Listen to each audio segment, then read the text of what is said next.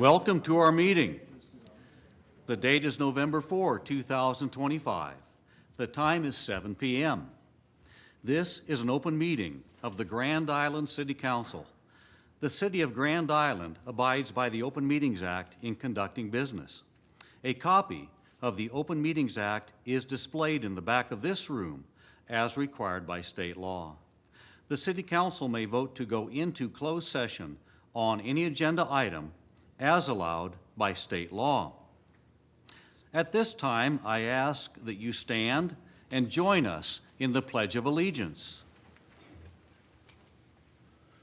I pledge allegiance to the flag of the United States of America and to the republic for which it stands, one nation, under God, indivisible, with liberty and justice for all.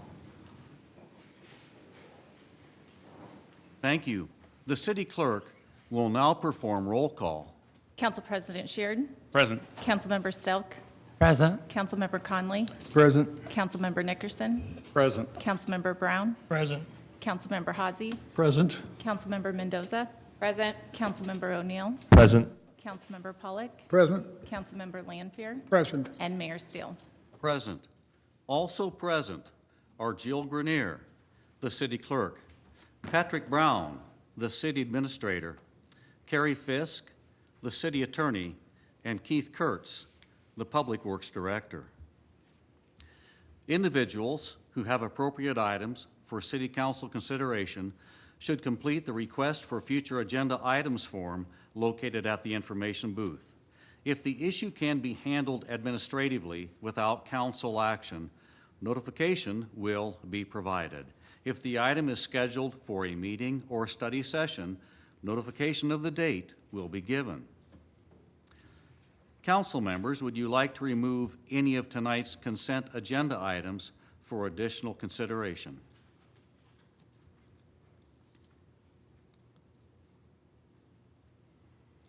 Seeing none, we shall continue. A sign-up sheet was available in the lobby for individuals wishing to provide input on any of tonight's agenda items. If you did not sign up to speak on an agenda item, please come forward, state your name and the agenda topic on which you will be speaking.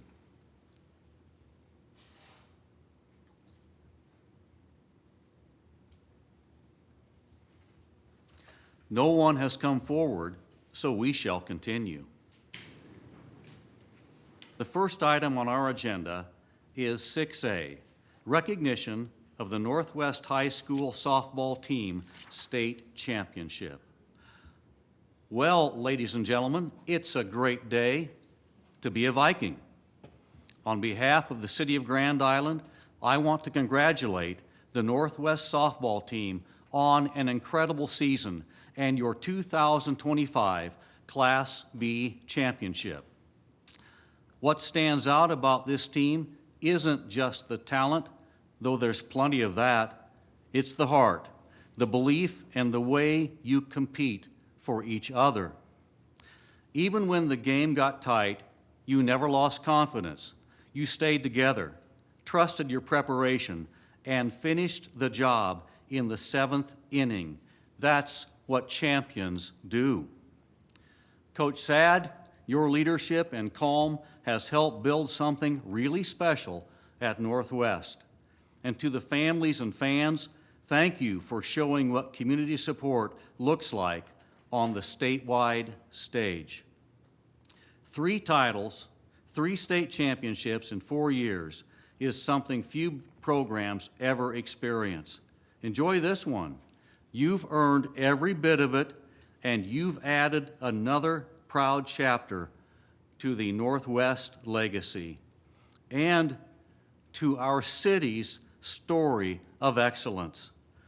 We're proud to have you call Grand Island home. Mrs. Grenier, please assist me in presenting the champions and coaches with certificates and a City of Grand Island pin.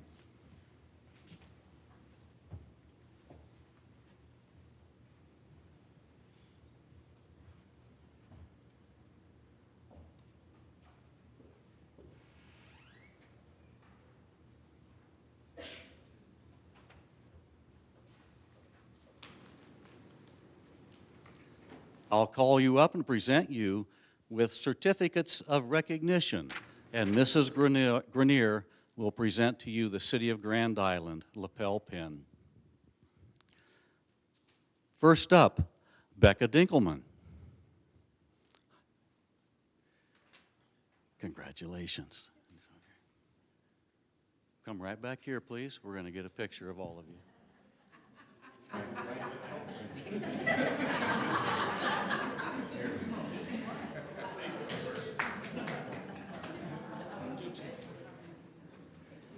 Thank you.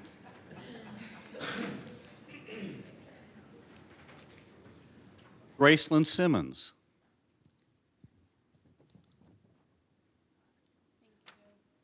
Congratulations.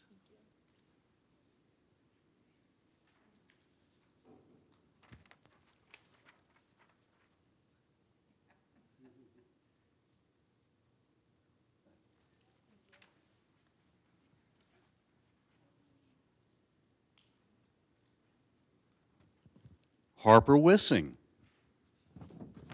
Congratulations.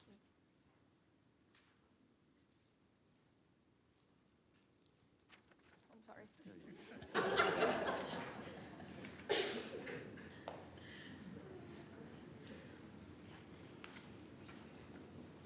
Madison Cole, who I believe had choir practice tonight, so we'll get her certificate. Abby Dinkelman.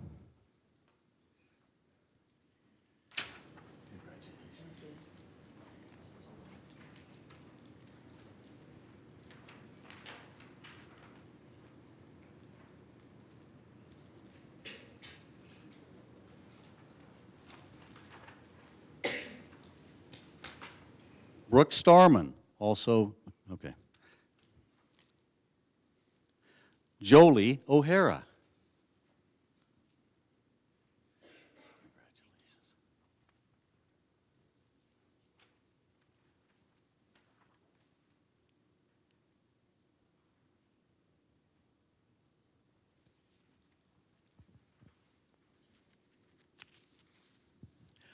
Peyton Smith.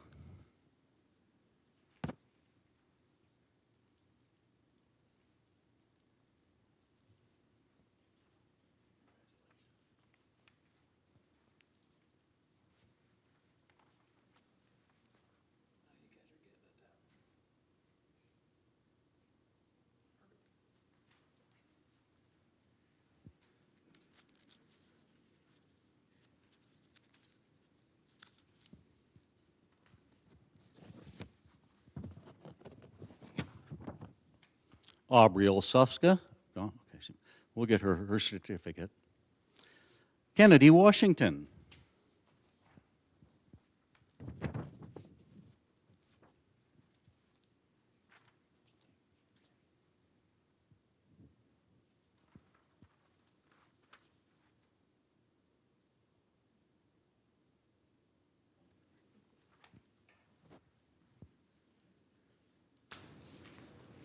Sadie Kemper.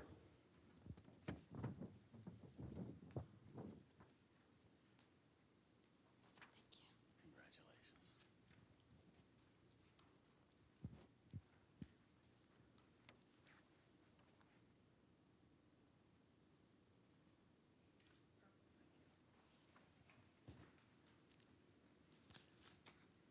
Lauren Jones.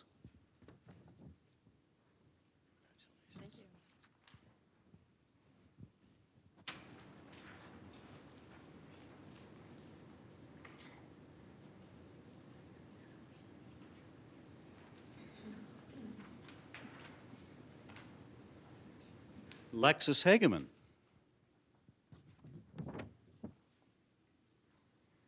Congratulations.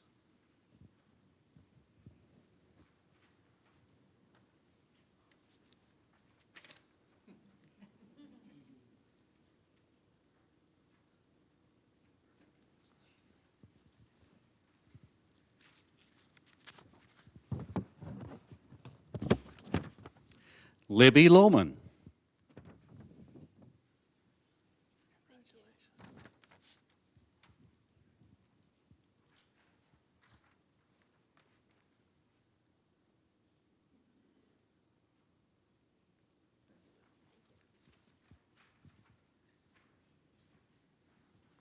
And Marcy Folkers, I think, is else probably it's choir practice. Okay. Nalia Bear.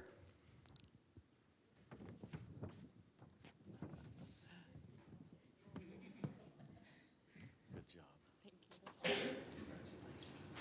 I'll come to you.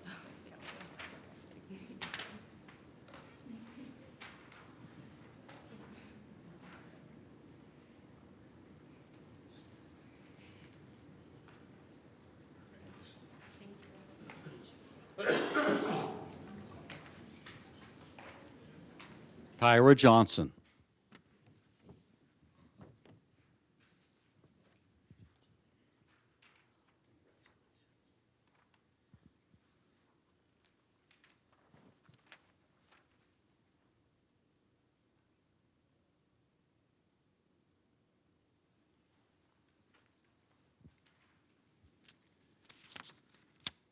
Lakin Dorsey.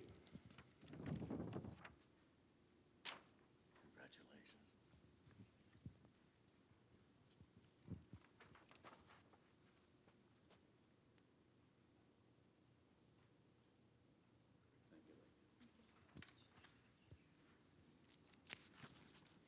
Emily Spees.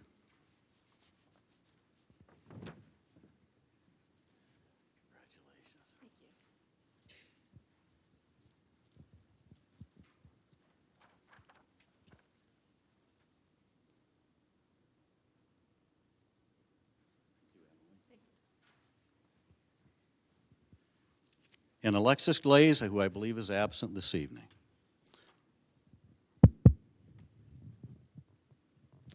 Assistant coaches, Natalie Staroska.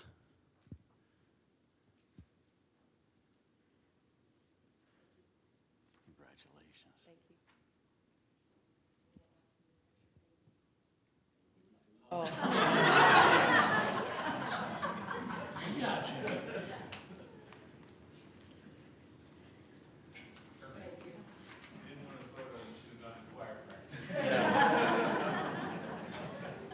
Sarah Olson.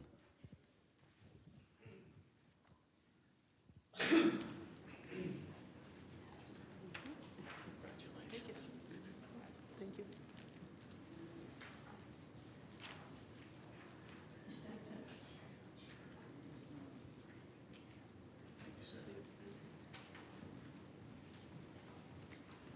Bailey Williams. Congratulations.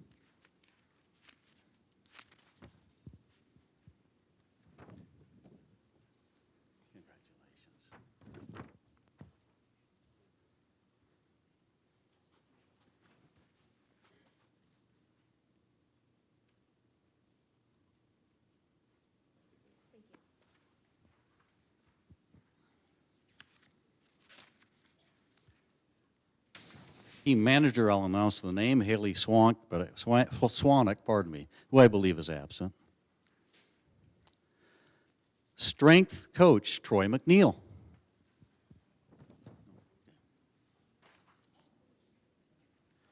Athletic trainer, Mike Peterson.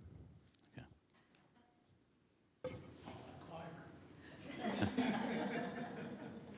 Head coach, Mitch Sad.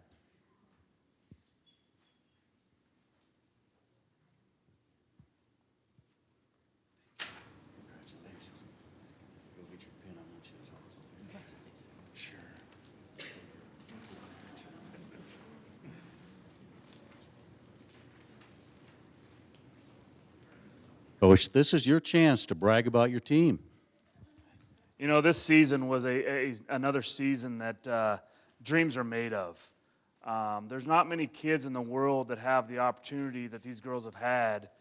I talked to them a little about that before we went into that final game, that there's not many kids that get this opportunity. One, playing in the state final, but two, going into, the UNL to play at a stadium, at a place where not many kids get the opportunity to do it.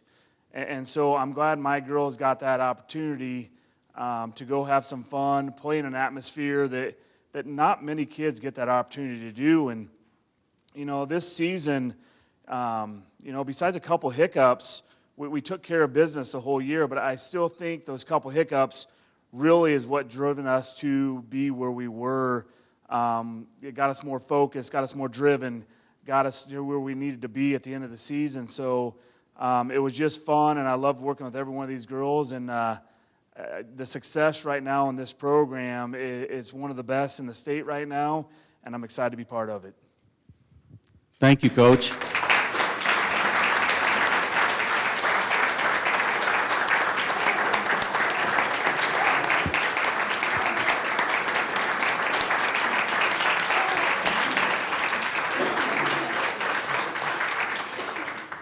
I want to thank Cindy Wells, the Activities Director, for working with us to line all of this up.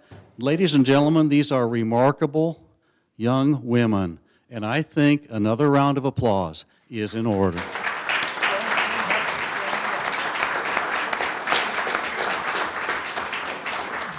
Thank you for being here.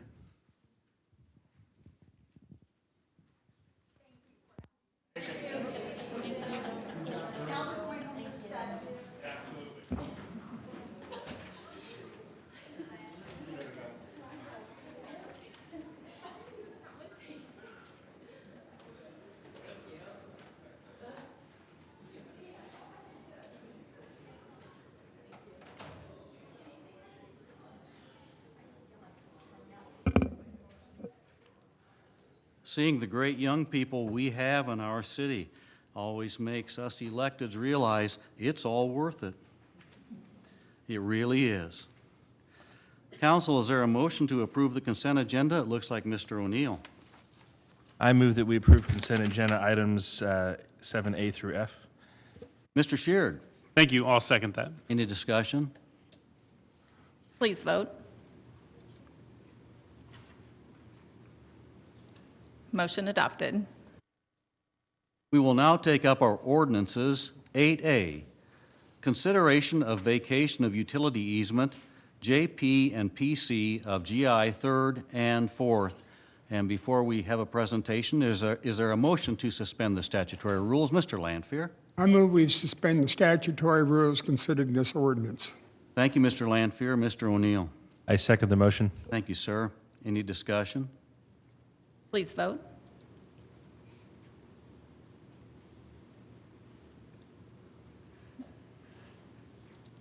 Motion adopted.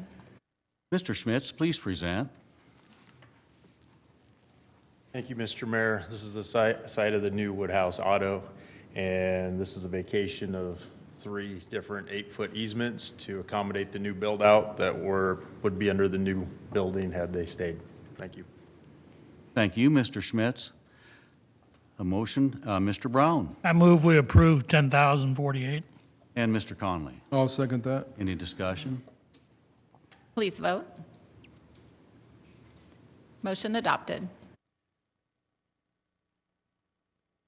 Ordinance 8B, consideration of vacation of utility easement, JP and PC of GI Lot 1.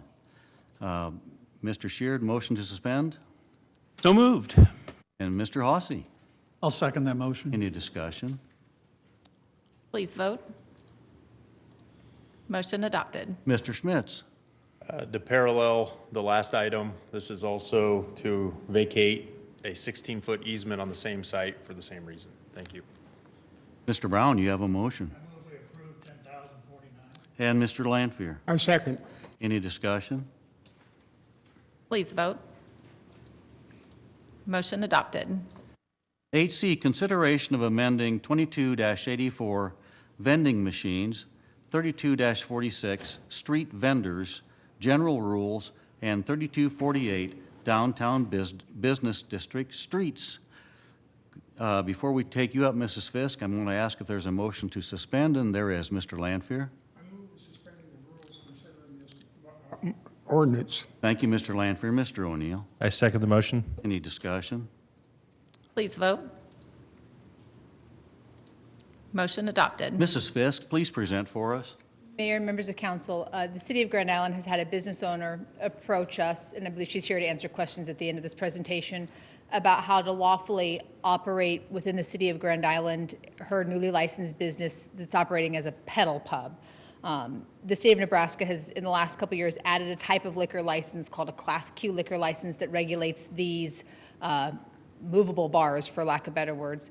They fall into a regulatory gap previously between physical bars that have a location and never move and party buses. Because they fall into this kind of gap, they fall into a couple of weird places when it comes to our city regulations about parking, vending, and street vendors. So as we've started to work through some of those hurdles from where our city code hasn't really kept up to date with this new type of business, the city code changes you have in front of you are designed to help her business and frankly any other holder of a Class Q liquor license operate lawfully within the city of Grand Island, making sure we have kind of common sense regulations that apply and serve the purposes they were supposed to serve at the beginning. This ordinance really presents a few different changes to various sections of city code. The first is to Chapter 22, Section 84, which regulates street vendors. If it tells you how long this section of city code has existed, it references vending meat or confectionaries out of a street cart. So this regulation was originally designed functionally to make sure that people aren't selling products straight out of a vehicle and moving traffic. A pedal pub, of course, operates a little differently. The vending is all contained on this moving vehicle. So this regulation would allow the vending of drinks and beverages while a vehicle is moving in city streets. In Grand Island, that is not currently allowed. This proposal limits it to holders of those sorts of licenses. The State Liquor Commission separately regulates most of the safety features and health concerns that the city would normally have. So it relaxes it to make sure she's not running afoul of an older regulation that really doesn't serve much of a purpose for this particular type of business.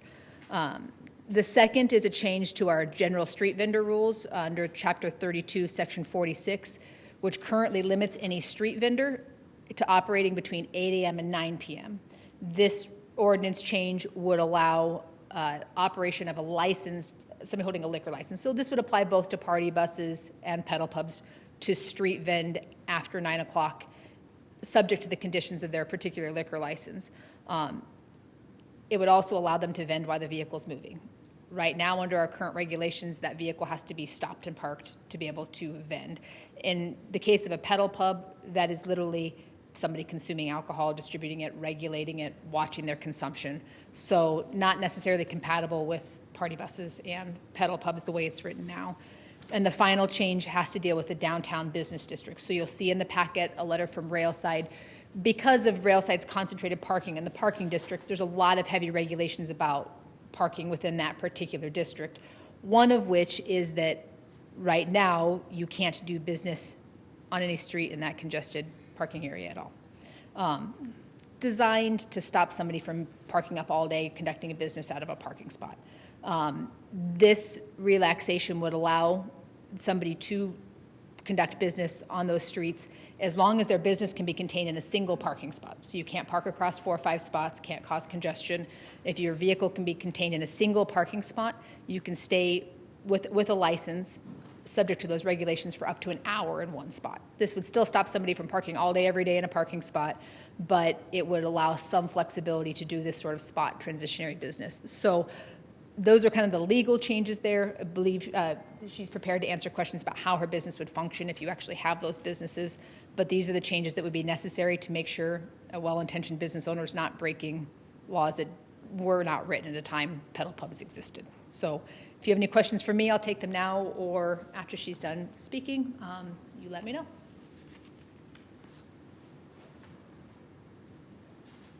Mary, did you want to state anything or just answer questions?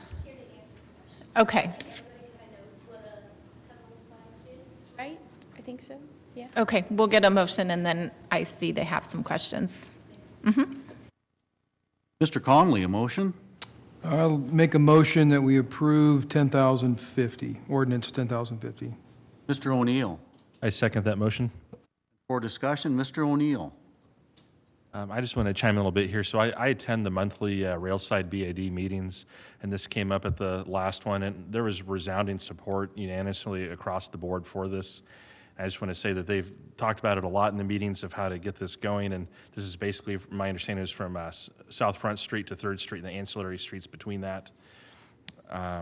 And overall, I know they looked at a lot of options, and they seemed to think this was the best option to get the pedal pub operating in that defined area. So, Okay, you have to stay between the microphones. Yes, sir. We've worked with Railside really close just to make sure it works for everybody. and I did mention it to Railside. I don't think they're able to get one of their board members here tonight, but I just wanted to convey that they had a lot of support, and I know Andy included a letter in the packet as well, so. Thank you. Mr. Hossie? Thank you, Mayor. My question is probably for Carrie. One of the street vendors routinely I've seen park on Eddy Street, but they're parking in the yard of a residential house. Is that permitted under this ordinance? Not permitted under our current regulations or this ordinance, no. Okay, so where would they have, could they do it in the driveway of a residential, or do they have to be on the street? Without knowing this, you're going to get the great lawyer, it depends answer. Typically, you can't conduct these businesses in residential districts at all, and not in yards, streets. So typically, businesses have to stay in the business district. So it wouldn't affect this. That would not be okay under either rules. Okay, thank you. Mr. Sheard? Thank you. I think this is a question for you as well, Carrie. Thank you for being here, because this sounds really cool. So I think it's a cool idea. Just on the code and the language of it, are sales limited only to customers of the pedal cart, or can she sell to people walking on the No. street?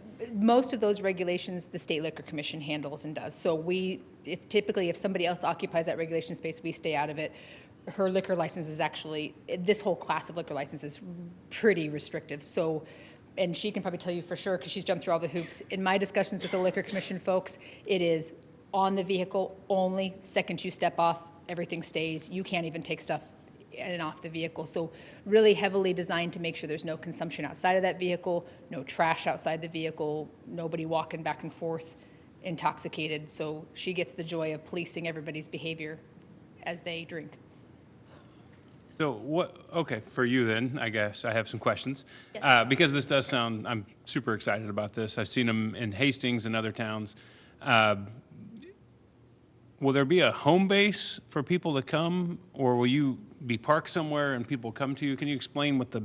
So right now, we're partnering with Prairie Pride, and that's our meetup area. There's plenty of parking. Everybody can see us, and then they can get on from there. We are permitted to sell alcohol. We're not going to. It's not in our business plan. We're doing BYOB. So the cooler will be on. They'll bring their alcohol with them, and then we have a driver and we have a host. And a host will be the one who pours the alcohol. So once they get on, they don't touch the alcohol anymore. When they disembark, if they have a can that's not opened, then they can take that to their vehicle. But it can't be opened, obviously, so no open containers. Okay. I think that makes sense. Okay. All right. Fantastic. Thank you. Mr. Nickerson? I ran across Mary, man, I think maybe was a year ago, maybe longer. I believe it's 2023 is kind of So when... we're going back 2 years ago, and she was bouncing this off of me a long time ago, and I said, you know what, we got a lot of work to do, and a lot of work has been done since then, and she's been very tenacious. So tenacious that she tracks me down at Sam's Club. She knows my secret spots, and she knows where to get me. Anyway, Mary, kind of explain again the whole concept of what you're doing, how it works. You also do it for birthday parties. This isn't just alcohol related. I know you've done it on some birthday parties, but just tell us a little bit about your business, how many people are on this machine, and how it works. You started some of that with Jack, but how it's all monitored, and Yes, just sir. help us understand. So you can rent the bike out for 2-hour time slots, and that's for 14 people to get on the bike. We have done children as young as 6. As long as their legs are long enough to reach the pedals, they're allowed to get on. We have 10 people that pedal, and then we have 4 people that just sit. So there's a bench on the back, and then 2 spots right over the wheels that you cannot pedal. So you can have shorter legs and sit there and be okay. And then we've also hosted a lot of yoga classes on it as well. They'll come afterwards and ride downtown. So it's not just for alcohol. We want it to be used by everybody and utilized. So you get on it for 2 hours, and we got discounts on the bar. So you can go to the local places real close. Prairie Pride will give you a discount to go in there. for food and alcohol. And then there's also like Daily Dose and stuff like that, just right along the strip there. So going down Railside, you can see the sculptures. We spent a lot of time, on making sure they look really nice. And so it was really nice and fun to show them off. We like to do that. And just Railside in general is just a beautiful place. So we like to show it off as much as we can to whoever we can. Right, and this is rented for how long at a time? 2 hours. 2-hour segments, okay. All right. This is not the only place this concept's been used. Jack alluded to the fact he saw it in Hastings. What other places in Nebraska are you aware of? Hastings, Kearney, Lincoln, and Omaha.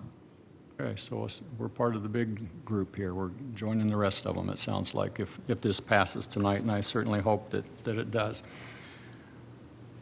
Question for Carrie? What was my question for? Oh, I think maybe Mary already answered it. But I guess when we model the ordinance that we're looking at tonight, was that modeled after some of the other cities, or did we have to jump through any hoops differently, or how'd that all come together? We had some extra regulations on street vendors and downtown parking that are unique to Grand Island. So this was largely just to kind of test through everything and make sure we weren't accidentally breaking a rule that folks had forgot existed. So every city has handled this differently. Lincoln, for example, is fairly contained to the Haymarket area. Some of the licensing and the vehicle limitations will force her to contain her business downtown. For example, the vehicle can't go on streets that exceed certain speed limits, can't be in highway traffic, whatnot. So ours, just the way we're laid out makes us a little unique, but so kind of our own beast. Okay. Well, you all know what kind of a party animal I am. You just know it. And this is actually something that I actually might like to do, not the alcohol part, but it sounds like it would be fun to be part of.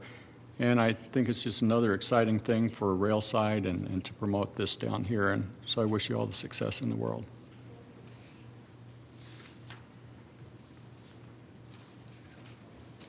Please vote. Motion adopted. Good luck with your business. Ordinance 8D, consideration to retitle Chapter 25 to pawnbrokers, tattooing, and body piercing, and cryptocurrency machines.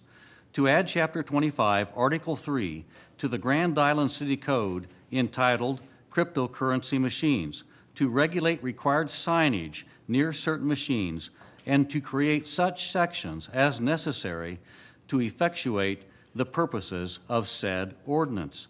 Council, we do have a motion to suspend the rules. Mr. O'Neill. I move to suspend the rules for 10,051. Mr. Sheard. Thank you all. Second. Any discussion? Please vote. Motion adopted. Mrs. Fisk, please present, and then we have several other presenters also. Mayor and Council, I'm going to do this a little bit backwards. I'm going to tell you what the changes are and leave it to the experts who are here to present to you to tell you the why behind these regulations. But as with the last set of ordinances, technology and city code don't always stay in sync. As technology has evolved, Grand Island has started to be home to a variety of cryptocurrency ATMs where you can literally insert money and send cryptocurrency. With those cryptocurrency ATMs comes pros and comes cons. One of the biggest negatives we're seeing is it's another vulnerability for people to be scammed or defrauded. So what this ordinance does is adds regulation of cryptocurrency ATMs to Grand Island's city code. We've placed it in a chapter that contains other regulated industries, pawn shops, tattoos, tattooing shops, body piercings. That's just where we organize these sections of code. What it does in function is creates a definition for what these cryptocurrency ATMs are, requires a posted warning wherever they're hosted about the scam vulnerabilities, making sure people understand what they're doing when they're using it, and then creates a penalty if a business houses a cryptocurrency ATM without posting the appropriate warning signs, creates a process for a citation of that ATM owner, the facility hosting that ATM if they fail to put up a proper warning sign, and creates a process if we have a violation issue to remove that offending machine until the violation is fixed. As to the why, I'll turn it over and let the experts do that. I don't know, Mayor, do you want to do that after a motion, or than before. We'll take up our presenters now. I don't see any reason not to. Gina Ragland.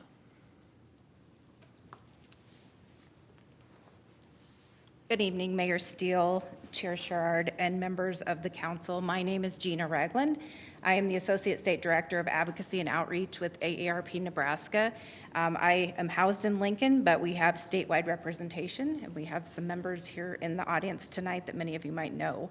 I am here tonight on behalf of AARP of Nebraska and our members in support of the proposed ordinance 10,050 before you tonight. AARP has long worked to educate consumers, support fraud victims, and improve fraud detection and prevention across industries, as well as continue to work towards policy solutions to prevent fraud and protect fraud victims. We believe strong consumer protections against fraud are needed as cryptocurrency used as payment for scams is a fast-growing problem. The impact of fraud on victims and their families is wide-reaching and can be financially and emotionally devastating, especially for older adults. Older adults are disproportionately affected by fraud and scams using cryptocurrency ATMs. And in 2024, the FBI's IC3 report received over 10,956 complaints involving cryptocurrency kiosks, and Americans reported over $246.7 million in stolen funds alone. This represents a 99% increase in the number of complaints and a 31% increase in reported victim losses from 2023. In its most basic form, crypto ATMs are a simple way for individuals to convert currency into cryptocurrency. Bitcoin ATMs are unstaffed machines that look like a traditional ATM and are often found at convenience stores, gas stations, and other high-traffic areas. Instead of distributing cash, they accept cash in exchange for the cryptocurrency. Criminals, however, often impersonating government officials or businesses, convince individuals that they must address an urgent financial matter, getting them to an enhanced emotional state of mind, and then directs them to withdraw large amounts of cash and put that money into the crypto ATM, which is then transferred to a digital wallet controlled by the criminal. Today, we know there are close to 40,000 crypto ATMs nationwide, over 200 in the state of Nebraska, and roughly 30 in Grand Island alone. In early 2025, the Nebraska legislature passed the Bipartisan Controllable Electronic Record Fraud Prevention Act, which is known as LB 609. The new law gives the Nebraska Department of Banking and Finance, along with law enforcement officials, new tools to fight fraud committed with the use of crypto kiosks, as well as implement vital consumer protections for Nebraskans. In its basic form, the law requires crypto ATM operators to, 1, be licensed by the Department of Banking under the money transmitter's licensure. 2, register the location of each crypto ATM. 3, limit the transactions that can be conducted by a person in a single day. 4, provide specific disclosures and warnings to customers. 5, provide receipts. 6, abide by a cap on fees. No more than 18% can be charged per transaction. And 7, issue refunds to customers or consumers who might meet certain conditions who have been victims of fraud. So why do you ask, am I here tonight with the proposed ordinance 10,050? The passage of this proposed ordinance before you tonight would add an additional layer to the protection that can be put into place to fight theft committed with cryptocurrency kiosks. The ordinance would require all businesses operating or providing access to cryptocurrency kiosk machines on its premises, or cryptocurrency kiosk industry models that use store clerks to accept the money, to post a written sign to notify customers and users of the potential of fraud or scams associated with the kiosk industry. Implementation of this protection at the local level not only provides law enforcement with the ability to have local enforcement for noncompliance, but also adds another layer of accountability and protection to ensure businesses who are providing access to the machines in their place of business are cognizant of the risks associated with scams occurring and assist with further compliance with the state law.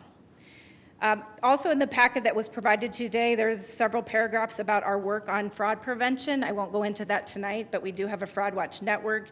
Education is one of the key pieces also in preventing fraud, and so I want to make it very known that we do already try to do a lot of education in that prevention aspect. On the financial and emotional impacts of fraud on victims, I don't think it's anything new to anyone, but we do frequently hear from victims about the profound effects fraud has had on their lives. These individuals recount how scams have caused financial devastation and emotional turmoil, highlighting the severe consequences of such crimes. We know family members share the ripple effect of on these households, and fraud significantly impacts our communities, and it's critical to understand its various effects. There also are serious emotional ramifications of fraud.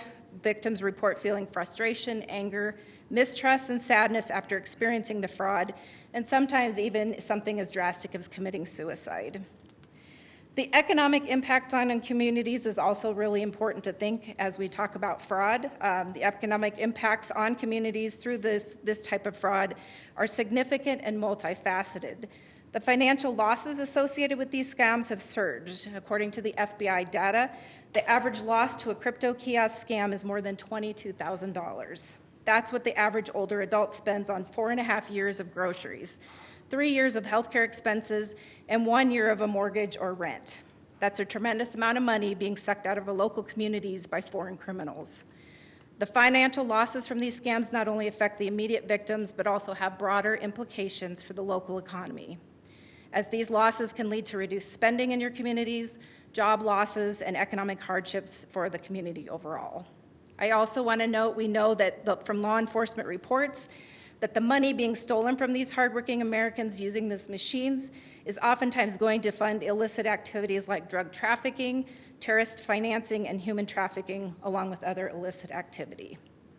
So the implementation and education of the ordinance, I think that's important. We're here tonight asking for your support of this, but we also want to step to the table and let you know how committed we are to helping with your community and providing education to those retailers, but also the ongoing education to the members in your community. We are fully committed to working alongside the City of Grand Island, the Mayor's Office, and the Grand Island Police Department to ensure education and outreach are provided to all retailers that would be included under its passage to help them be compliant by the January 2026 implementation date.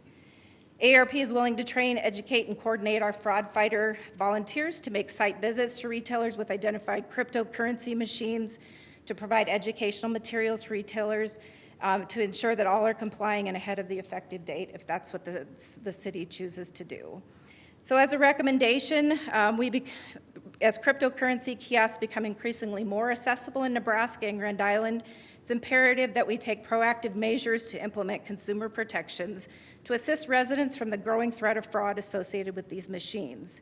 So putting greater protection in place will assist in ensuring these machines are not exploited by criminals to commit fraud against hardworking Grand Island citizens. This ordinance is a proactive, low-cost measure to safeguard residents from irreversible financial harm and complementing recently passed state legislation, and it also empowers local control, enforcement, and education to our community to take meaningful and immediate action against fraud.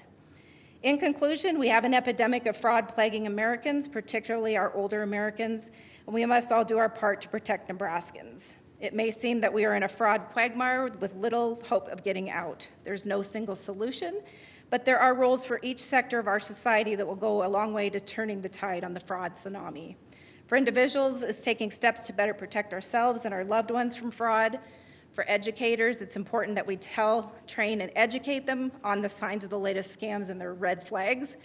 The industry has a critical role to play as well. Financial institutions, as well as the crypto industry, must continue to innovate on fraud controls and mitigation. Policymakers and law enforcement also have an important role in helping victims to fight and stand against the fraud crime rings, specifically limiting the damage of fraud involving crypto ATMs. Thank you to Mayor Steele for bringing attention to this important issue and working with this and the ongoing leadership in protecting and preventing fraud for all citizens across the City of Grand Island. Thank you, Chair, as well as members of the committee or the council for having me here tonight and listening to this important proposal. And we would ask for your support and advancement of the proposed ordinance. And with that, I thank you for your time, and I would be more than happy to try and answer any questions that you have. We may have some questions after we have a motion, but now I would ask Joyce Beck to come forward and make her presentation.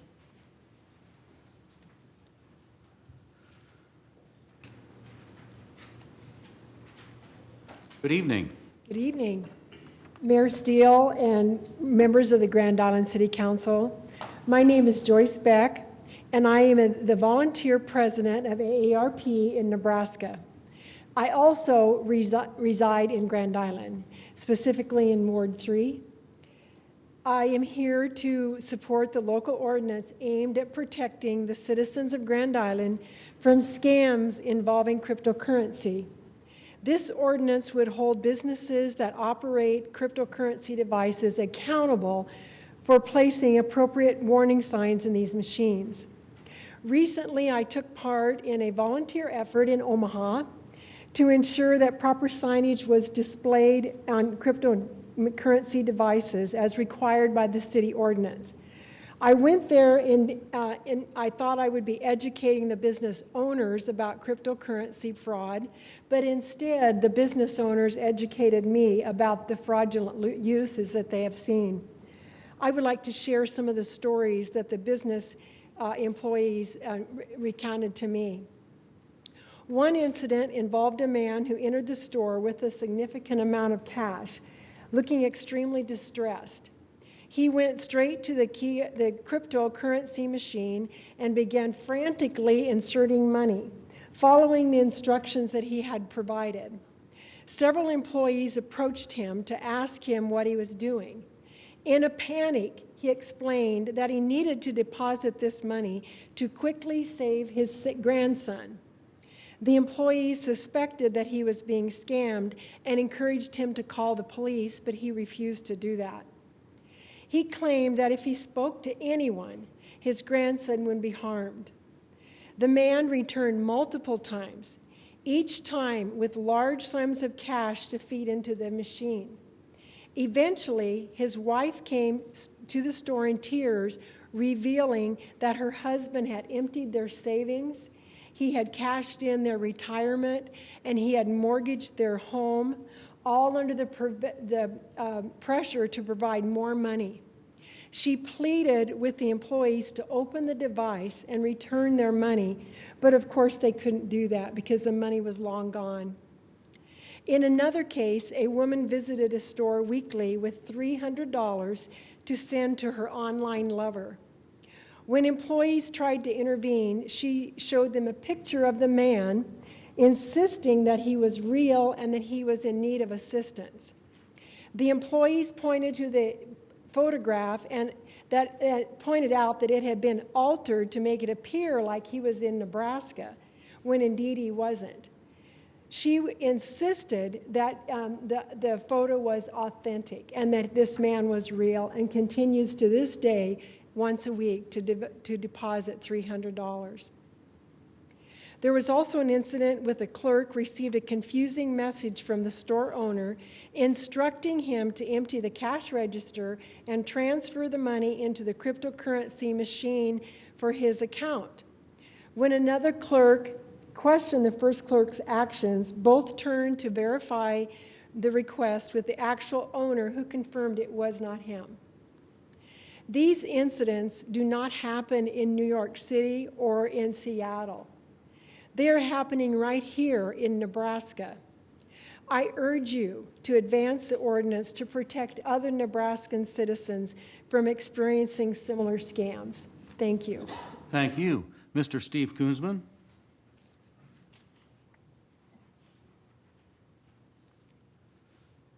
Thank you, Mayor. Steve Koonsman. I am the chairman of Home Federal Bank here in town, and I'm in support of the ordinance. You know, we in the banking industry, we see this fraud all the time, and we do everything we can to, you know, to protect our customers, protect the citizens. The examples she gave, unfortunately, are not isolated. This happens a lot. We're dealing with it a lot. So when the state passed LB 609, that gave the, you know, the community tools, and this ordinance is just in support of that 609. And the biggest piece, I think, is the signage piece. And we run into that when, you know, when a customer comes in, wants to take out a large amount of money. We try to question them. We do question them, but you know, there's a line there that you get a little personal with them, and they don't want to tell you. But this panic that they have, that she described, is very real, and they're scared to death. And it happens to the most vulnerable of our community. And if that signage will just have them hesitate for a minute, think maybe something's a little bit off, call a friend, call law enforcement, call a family member. It might save them from the fraud and save them a lot of money from that standpoint. So I just want to thank the mayor, thank the council for bringing this ordinance forward. The banking industry supported 609, and they would support this ordinance. So thank you very much. Mr. Koonsman. You bet. Casey Music.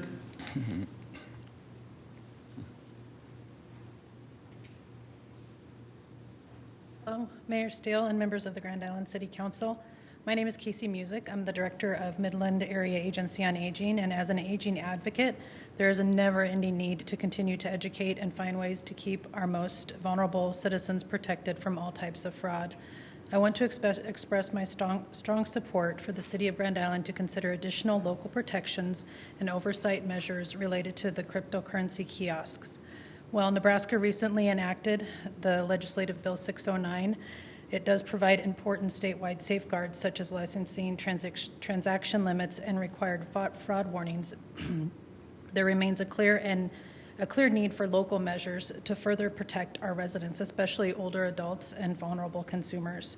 Across Nebraska and the nation, cryptocurrency kiosks have become a common tool used by scammers to defraud unsuspecting individuals. Victims are also often pressured by imposters imposing as government agents, law enforcement, or family members, and directed to deposit cash into the machines to resolve fake emergencies or debts. Once the funds are transferred to cryptocurrency, the recovery is nearly impossible. Grand Island can help prevent these crimes by adopting a local ordinance that builds upon the state law to ensure stronger consumer awareness and accountability. Potential actions could include requiring visible and standardized fraud warning signage at all kiosk locations, requiring registration or permitting of kiosks with the city clerk's office, and collaborating with local law enforcement and community organizations to track complaints and educate residents. These additional steps would provide an extra layer of protection for our citizens, helping stop fraud before it happens and enforcing Grand Island's commitment to public safety and consumer protection. I respectfully urge the City Council to direct staff to explore and draft ordinance modeled after the efforts being considered in Lincoln and other Nebraska communities to ensure that the cryptocurrency kiosks are operating within Grand Island do so responsibly and transparently. Thank you for your continued dedication to the safety and well-being of our community. I appreciate your leadership in addressing this emerging issue and protecting the residents from financial harm. Thank you. Division Chief Jim During. Good evening. Good evening. Thank you, Mayor, Administrator, and members of the council. Most of you know me. I'm Jim During. I'm the Division Chief of Operations for the Police Department, and so I'm going to spend my short time here just telling you how this affects our community. Over the past calendar year, there has been just over $307,000 of reported loss to cryptocurrency scams in the city of Grand Island. Now, when you keep in mind that the Pew Research Center estimates that only about 42% of the public reports their losses to the police, that number becomes quite a bit larger. So you can see that that does affect a broad scope of our community. The average age of the victim is just over 52 years old, so again, it affects a broad scope of our community. But more important than what has been lost, I think, is what hasn't been lost. So I'm going to read an excerpt from a report taken by Officer Broik on one of our night watches in April of this year. The excerpt from the report has been redacted only to protect the privacy of the victim, but I think it'll demonstrate why an ordinance like this is important. The victim provided that she was requested to take out $2,700 in cash. The victim advised that she went to her bank and withdrew $2,700 in $100 bills at 3:15 p.m. The victim then advised that she was told to go to Get and Split in Grand Island. The victim advised that she was on the phone with the person the whole time. Once at the Get and Split, the victim went to the Bitcoin machine. The victim provided that she observed a scam warning on the Bitcoin machine. The victim advised that the person on the phone told her not to pay attention to the warning. The victim provided it was at this moment she realized she was being scammed. She then hung up the phone and advised that she was not out any money. That is the purpose of this ordinance, and that is one prevented crime. We hope to have many more. Thank you. Thank you, Division Chief During.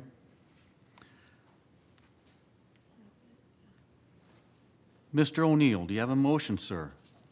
I move that we approve ordinance 10,051. Mr. Lanfear? I second. Thank you. Discussion? Mr. Nickerson? This will be for Carrie, I guess. We talk about an appropriate warning sign. I'm curious, what is an appropriate warning sign? A lot of that is regulated out by the state now that the state has taken over some of the regulations. There are some specific warnings there.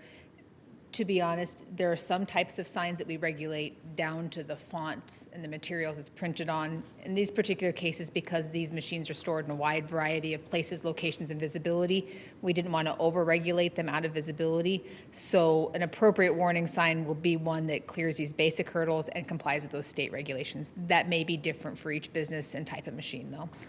Is this an external sign that's on the machine, or is it part of the program process as you're making a transaction that it comes up to warn you or at least question what's going on? Do we know how these signs, what part is it? This will be, the city code will regulate an external sign. State regulations require some warnings to show up on the screens. So ideally, somebody will get 2 rounds of warnings. Okay, so we'll have an exterior.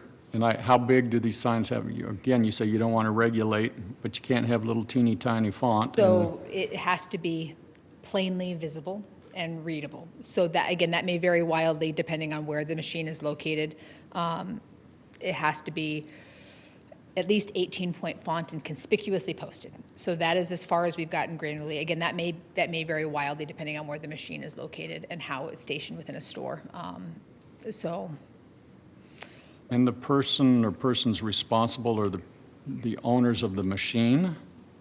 There are multiple tiers of responsibility. Ideally speaking, it's going to fall on the owner of the machine. But the reality is sometimes that falls on the property owner who allows the machine to be placed in their business, the manager of the franchise of the store. So ideally, the police department will look to the person who's most able to fix it. And at some point in time, if I place one in my store and I allow it to be placed without the appropriate warning signs, it's as if I did it myself. So similar to a lot of our other codes guided at health, safety, and welfare, the person in charge of the machine, whoever they find, is going to be on the hook. So ideally, a store owner, if they have an irresponsible tenant renting this Bitcoin ATM, will fix the problem themselves so it doesn't become their problem. So a question for Steve while he's here. He's already been up, so I just wanted to ask him a quick question. Does Home Federal have a cryptocurrency machine or a machine that has that capability? No, we do not. Okay. All right. But if you did, how would you know, how would you go about making sure you had the right signage?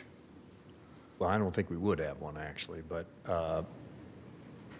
it would just be a warning to folks and I like, the idea of putting it in the screens, hey, be careful, that type of a thing. But that isn't something that actually the banking industry is into, is the crypto machines. That's outside the banking industry. Okay. Very good. Thanks. You bet. And again, to your point, Carrie, is the police going to review these to make sure? There's 30, someone said we had 30 machines in town here already? I think, like most code violations, some come to them in the form of complaints. Sometimes they spot them while they're investigating it. So my guess is it'll be a variety of different ways violators come into their attention. I don't know. We do not have and are not building at this time a permitting system where somebody have to apply for one of these permits. So it'll probably be reactive enforcement, at least at the beginning.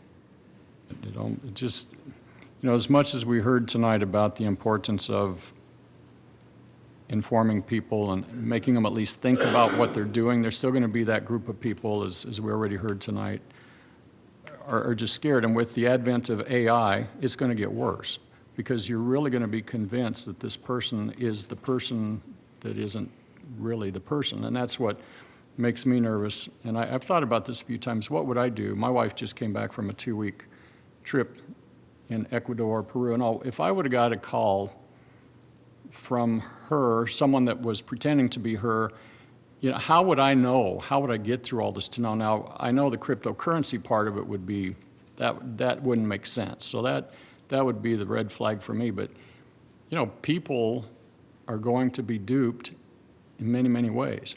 And when someone's thousands of miles away and you think that they're hurt, you're going to take action. How am I going to know? So it's going to get tougher. I think it's going to get tougher. To me, this seems like a little voluntary way of, okay, you made an ordinance, it's by complaint only. If nobody sees it, nobody questions it. So there's really no teeth in it. So that bothers me with that, because a lot of our code compliance is by complaint only. We've got the ordinance, but there's no way to verify that that's been done from what I'm hearing from you tonight. They may encounter, I mean, in the normal course of business, police departments in a lot of these stores that house these, so is a sign there, is a sign not there, doesn't take a ton of investigatory work for That's them to just do. So it. they may just encounter them as well. So I think it'll be kind of a mix of issues. If they're there, for example, in the case Mr. During referenced, they would be able to do that enforcement right then. So will we have somebody going business to business inspecting every single one once a week? Not at this time. Are they likely to encounter them? Probably on a daily basis. Yes. So I just don't want to overpromise enforcement that I don't know that they're. And I'd like to hear from Jim on that too, because he, let's say we're talking 30 machines, and that, I'm assuming we know where those machines are. From a police standpoint, to make sure this is right, it doesn't, even if we had code compliance do it, but they're already out everywhere. What do you think about all of that? The main thing is having the regulation in place. We deal with all kinds of items under regulation, gaming machines, liquor machines, tobacco machines. Having it in place gives us all kinds of options. She said it best, as we come across complaints, so we took roughly 25 complaints last year. That's a good time to check and make sure that the machine is in compliance. But it also gives us the ability to put together a special operation and go check the machines, make sure that they're in regulation, to at least enforce it if we find out that one isn't in regulation. It gives us the tools to at least take care of something. Without that, we can't do anything with it. So I'm not worried about how to enforce it. I'm worried about being able to enforce it. And this is the starting line for that piece. Okay, that's fair enough, but it just seems like if we're really concerned, we would want to make sure at least on one day, I can't imagine somebody's going to put it on and take it off. I mean, once it's on there, more than likely it will stay. So yeah, we want to make sure that they're good. And from an AARP standpoint, I appreciate those of you that are here and all of you that spoke. We can jump through every hoop possible to try to make things as foolproof as possible to warn people, and we know that we're not going to solve everything. So I would just advocate again that you would do everything in your power to educate. And I know that on the news, a lot of times, every time somebody's been involved in another fraud, I see it on the news of the night. And that's important. Get it out there so people know that, oh no, this happened again. And hopefully that registers with somebody. But anything that we can do from an AARP and all the rest of you in your different worlds, we continue to educate people that don't fall for this or question this, and give them direction on what to do. Ms. Ragland? Thank you, Council Member. And I would say, again, in my testimony, which was a book long, I apologize for that, but there is information in there on our Fraud Watch network. We do have representatives in the audience who are Fraud Watch volunteers. We also have Jess Kinzer behind me, who is in charge of our Fraud Watch and people across the state, but we also have our national Fraud Watch network. And I would say, in addition to the questions about the compliance piece, and that's also kind of part of our intervention, I hate to bring up another city, but I'll use Omaha as the example because that's really where the auspice of this ordinance came from. It passed in Omaha last November, and Douglas County Sheriff Aaron Hansen actually then partnered with ARP. We had volunteers that we trained in a fraud fighter format of volunteers, and then we divided up the ATM, the places that we knew, the retailers. Our volunteers had the training from the Douglas County Sheriff's Office about how to provide the input on this, what's the signage, the education, and actually visited locations across Omaha that had those inside. I will tell you there were 77% of them had the signs up by the time that they were required to do that. And again, you heard from Joyce some of the stories about what she heard from the store owners or clerks behind the desk. But again, I think that that's something we would offer to you also. We would be more than happy. We don't want to just see this pass and then be complacent. We have people here that are willing to go out, of course, through, however you want to do that, or, the police department wants to do that, but we do have volunteers who could do that. We also do press releases. We have different things. We try every way possible to do education. We do in-person events also. We do teletown halls, webinars, mailers. Always open to new ideas, but this is a very important issue to us, and as you've seen from the discussions we've had, older people are targeted more often. Our younger groups are the ones that are actually reporting more than our older populations. But the numbers of complaints that are coming back, the number of fraud is actually higher for our 60 and older, which again, why not pick an older person who has a retirement account, and those life savings that go along with that. So I appreciate your conversation and your question and probably your concern, but we do stand very much ready, and we've told Mayor Steele that we want to be part of however this rolls out in the next steps. I believe that. Let me ask you a quick question. Those machines that you saw the sign, was it visible? Was it something that got your attention? Yeah, I mean, and I'll talk from the perspective of Omaha. There's no specifics. It has to be, affixed right at a certain place. It has to be visible, and you have to be able to read it. There were a couple places, I think, they had it on the side of the machine, and so our volunteers said, that's really not, you need to move that, and they did it.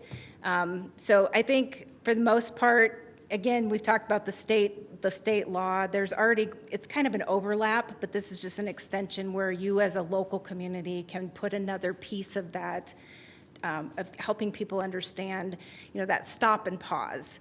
You talked about Susan being over wherever, vacationing and calling you. Those calls happen all the time, whether it be the grandparent scam or whatever it might be, somebody impersonating through AI. But the one thing that we always tell people is, if you don't know if it's really them, hang up the phone, stop and pause, then pick the phone back up, and then you call her back to verify whether or not to do that. And that's probably one of the hardest things for people, is that stop and pause before you act. Because none of us, how many of you have gotten the DMV text about you owe a toll road fee, or you have an unpaid parking ticket, those kinds of things. I mean, most of us as good citizens don't like to receive those, and immediately we kind of panic. So it's all these kind of situations, but I think most importantly, it's helping people understand there is nothing that is so immediately emergent that has to be taken care of at that point in time. The other thing is, hang up and call the bank. Hang up and call law enforcement. Hang up and talk to somebody that you trust that can help walk you through that. Sometimes it's easier said than done, but those are all part of the things that we do when we try to do that education, and not just to older adults, but the whole community and our whole state. All right, very good. Thank you for everything that you do, too. Thank you. Mr. O'Neill. Working in the technology field, I hear about stuff like this quite a bit, and usually many times too late. The technology's advanced a lot, but human behavior has not really changed. However, it's allowed scammers to operate in a lot more sophisticated manner than what they used to. And there's a lot of patterns of behavior I think were kind of mentioned tonight as well, where they typically try and instill a sense of urgency in a vulnerable person that they can find. I'm fairly well connected to the local banking community, and to kind of add on what Mr. Koonsman said, I've talked to a lot of banks about this in similar situations, and I asked how often this happens, where they're changing bank accounts or looking through things like that. And many of them say on an almost daily basis. And most accounts you go to, you see the warnings even when you log in on the site.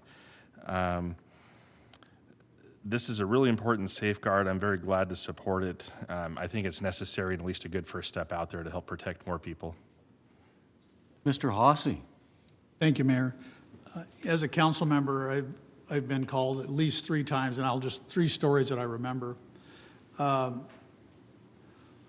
I would say on one of them, I took the citizen down to the police department, and Division Chief During met with her and kind of tried to talk her down off and so the police department did a great job of just trying to talk with the citizen and trying to talk them out of, but they're not always willing to be talked out of it. And so this is, as much as I support the ordinance, this is just one more tool to help stop it.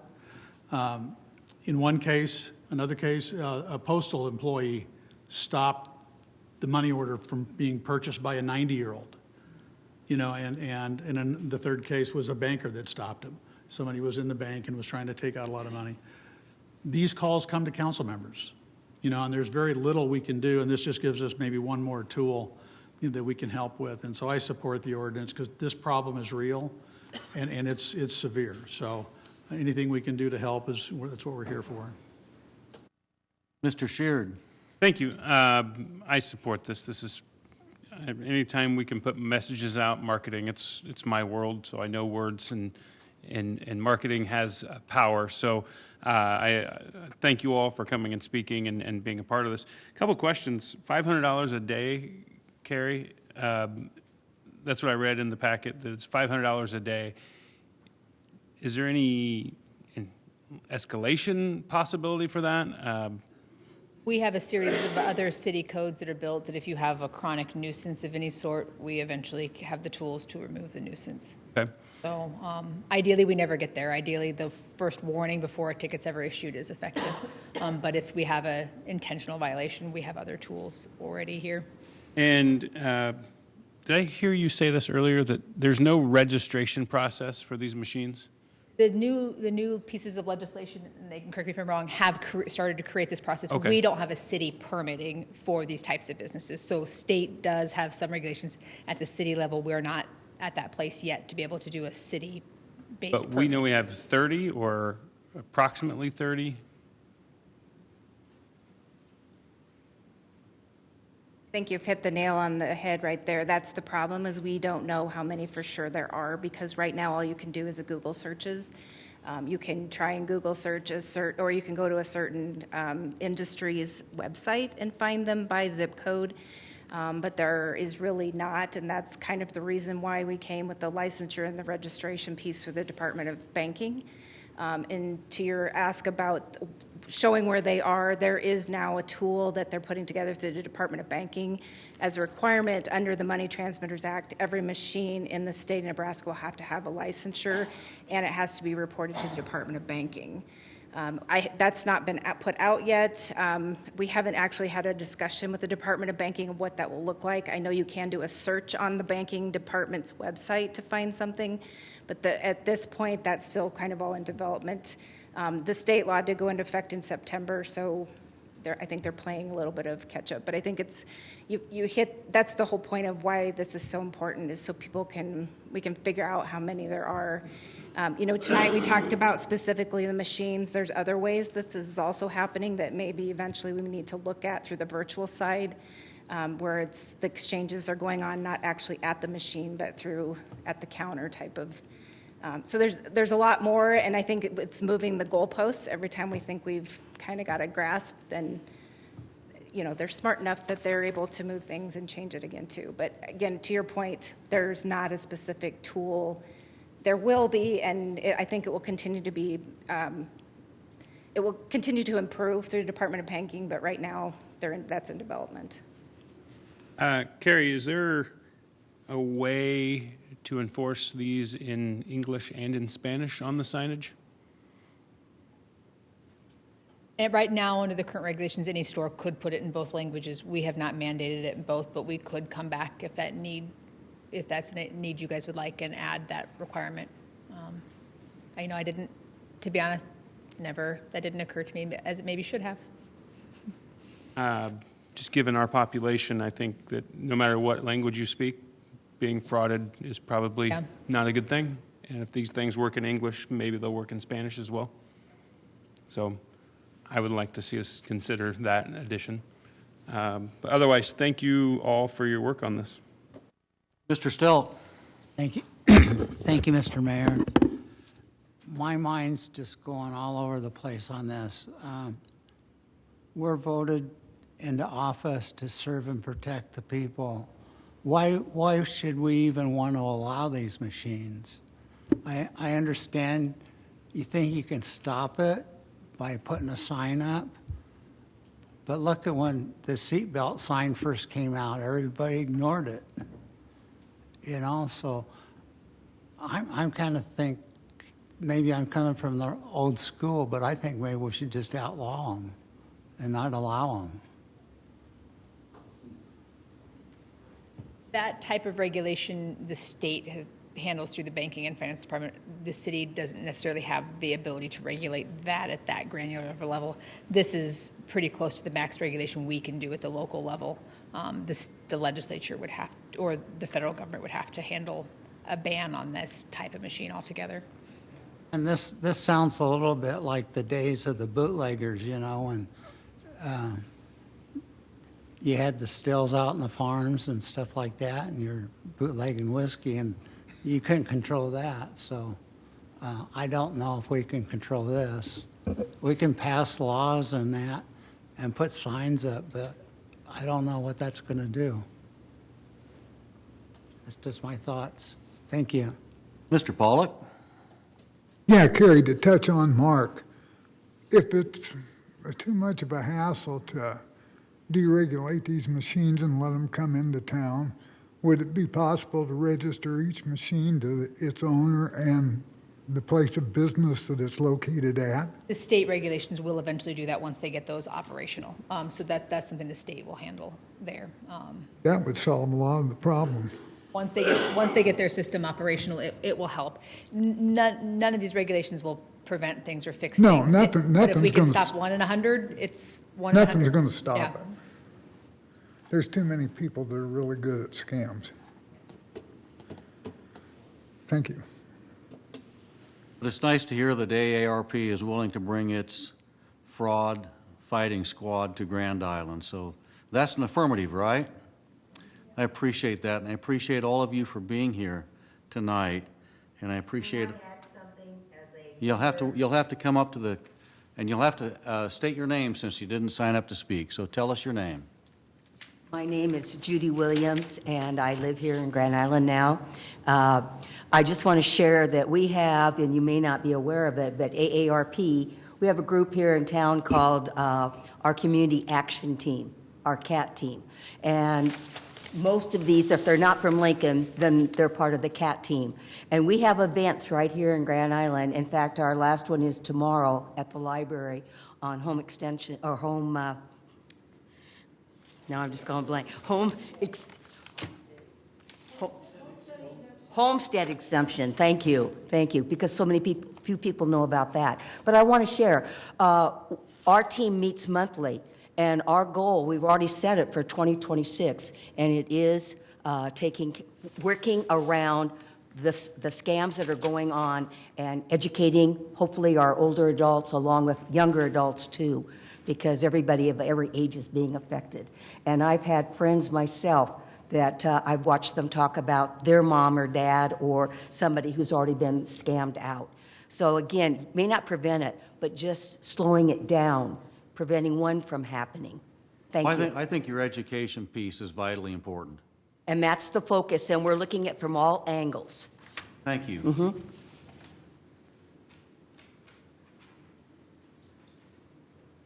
Please vote. Motion adopted. I want to thank all of our. It's always nice to have such a wonderful turnout of people who are interested in public policy matters like this. I want to thank all of our speakers who came here tonight, because now, the last thing on our agenda, the council will probably decide to go into executive session. So 9A, executive session to authorize city attorney to execute waiver on behalf of the city of Grand Island. Is there a motion to adjourn from our regular session and go into executive session? Mr. Sheard. Thank you. I move that we move to executive session. Mr. O'Neill. I second that motion. Any discussion? Please vote. I'll vote on that, too. Mark, can you vote? Mark? Motion adopted. We are going into executive session at 8:19 p.m.